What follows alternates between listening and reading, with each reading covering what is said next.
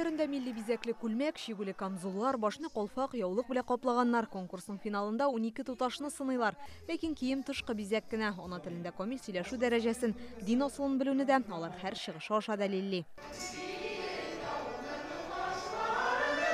Быел һәр кыз фольклор ансамбль белән бергәлектә чыгыш әзерләгән милли йолаларны театральләштереп күрсәтүләре. Алар төрле сабантуйга сөлге җыю, күмәкләшеп елгада кер чайкау, килен төшерү, кич утыру, үзләре дә тамашачы да милли рух белән сугарылды. Татар кызымда катнашуым теләгән электән үк бик олы хыял иде. 2015 елны Уфага кайткач, шул конкурс турында ишеткәч, минем зур теләгем туды ул конкурста катнашуыма. Шуңа күрә бу елны Субханалла, мин катнашырга булдым, вакытым җиткәндер дип уйлыйм.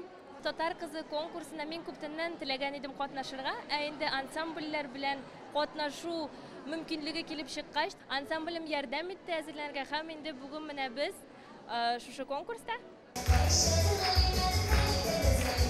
Кызлар биеп җырлап кына калмый, жюрияларның аш-суга, кул эшләренә осталыгын бәяли. Чын татар кызы бүген дә әлеге сыйфатларны югалтмаска тиеш. Актерлык, сөйләм осталыгы да туташлар өчен бал исти. Гореф-гадәтне, җыр-моңны, тарихыбызны саклау дигән максатлар ул барыбер дә кирәк һәм алар барыбер дә бар. Чәчәкләр, дипломнар. Зифа буй, нәфис сүз, җитез читек, сандугач кебек 11 номинациядә иң-иңнәрне билгеләделәр. Ә матурлык һәм сәләт конкурсының гран-приена Уфадан Алина Рыгалова лаек булды.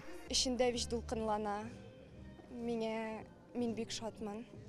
Татар кызы 2023 званиесен миңа биргәннәр.